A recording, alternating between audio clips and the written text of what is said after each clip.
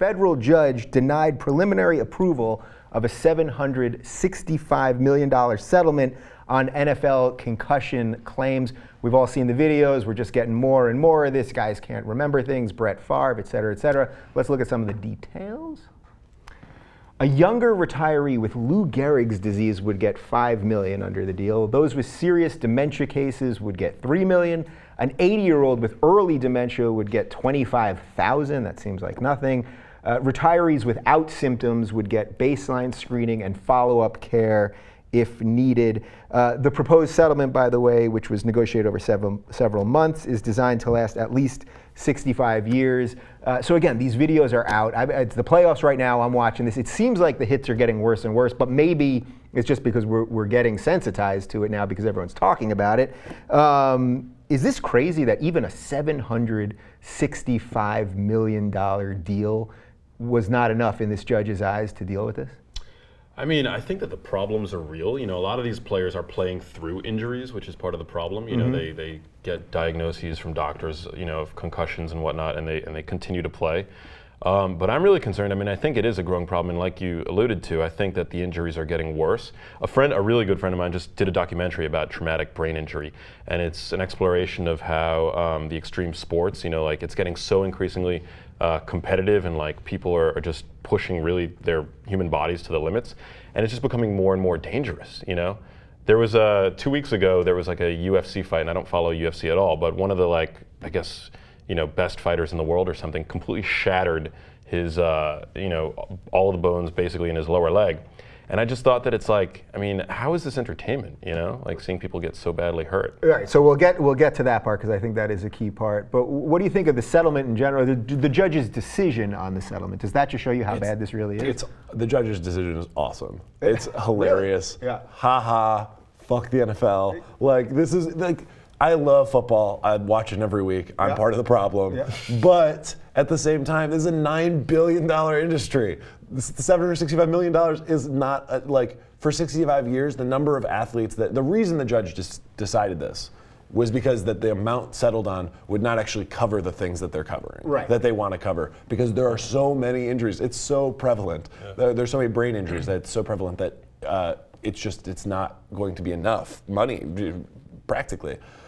Did you know that Lou Gehrig's disease was even connected to this? I actually did not realize that, and that's, I think, I mean, when you fuck with people's brains a lot, like, bad things happen. Who knew? Yeah. And it's not. And the problem is, I mean, the NFL is trying to make the game safer. You know, targeting hits to the head. You know, there was Percy Harvin got crushed in that Saints game, and so he wasn't.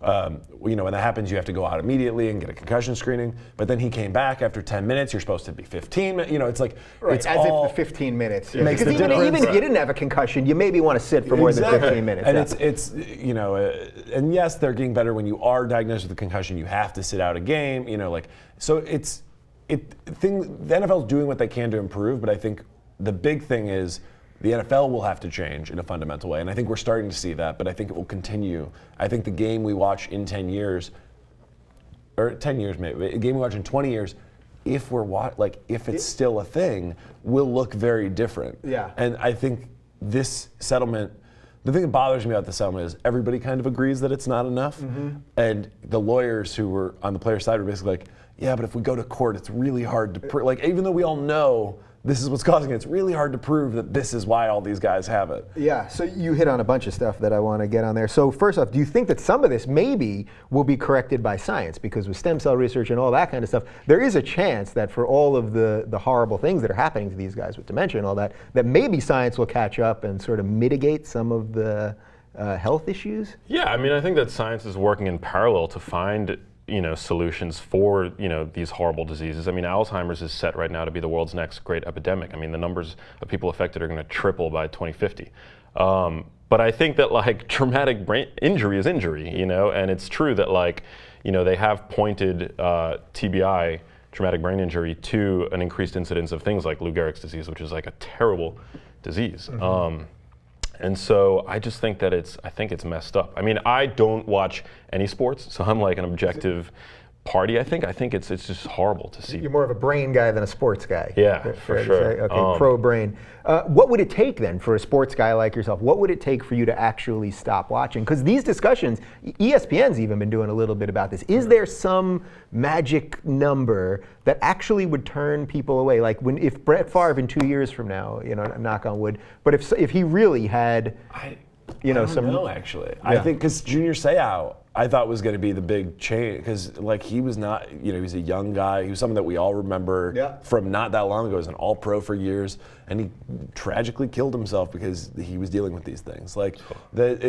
And yet nobody cared. I think two things. One, ESPN is doing a better job, but is also in a very strange position where they are a huge financial partner with the NFL. Right. So they show you the top 10 plays, and 5 of them are crushing hits, and then they do a story and then they pull out of stories too. They pulled out of the Frontline documentary about this after endorsing it.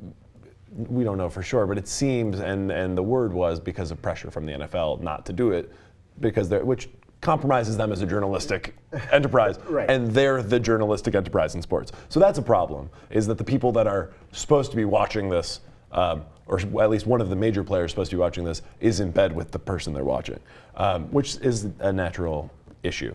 I think the turning point, the thing that will change, and I think it's not impossible, is that somebody dies on the field. That'll be which is sad that you have to say somebody's got to die on the field, but that's going to be the thing that if that happens, and it is certainly within the realm of possibility, which already is terrifying. Yeah. I think that will be the thing that would get people to really, the general public to get off this.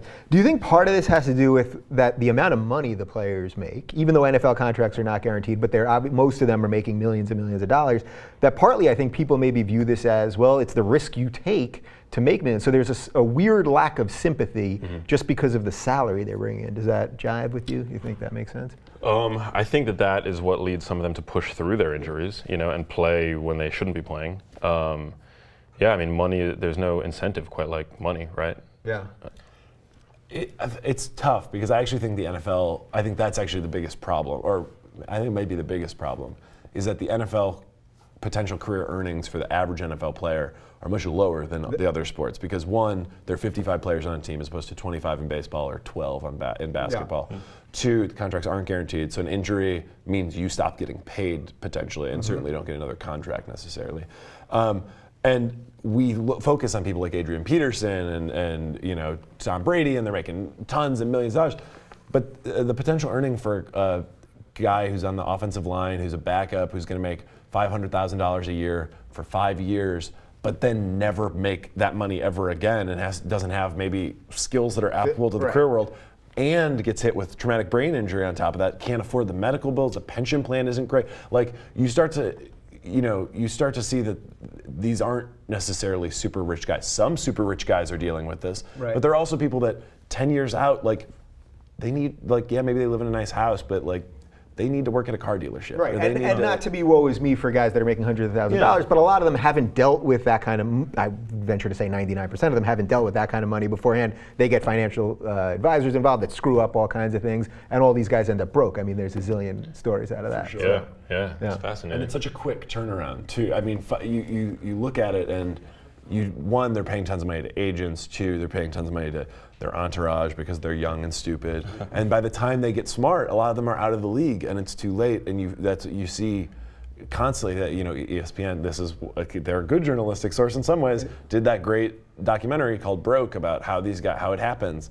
And it's a mixture of being dumb, a mixture of their targets, and they're not necessarily they're really smart football players, but stereotypes exist for a reason. These guys aren't brain surgeons, and they're targets for smart people who want to take advantage of them. So when you throw in the fact that now they're 50, the average age, the lifespan of an NFL player is the average age is 65 or something. It's ridiculously low, or maybe even younger than that. I've even seen numbers in the high 50s, but the fact that this is gladiators, we're watching people kill themselves for our entertainment, and that is a problem. And it's getting safer, and that they're trying to make it safer, so you feel a little better about it, but then a hit like the one Percy Harvin took last weekend makes you remember, oh it's yeah, still, this is still really bad. Yeah, well, Yeah. nobody watches it because it's safe. Right, You know? that- right, and it really reminds me of hockey, which isn't doing particularly well in America. And if they took the fighting out of that, literally nobody would watch. So Right. it's a layered problem.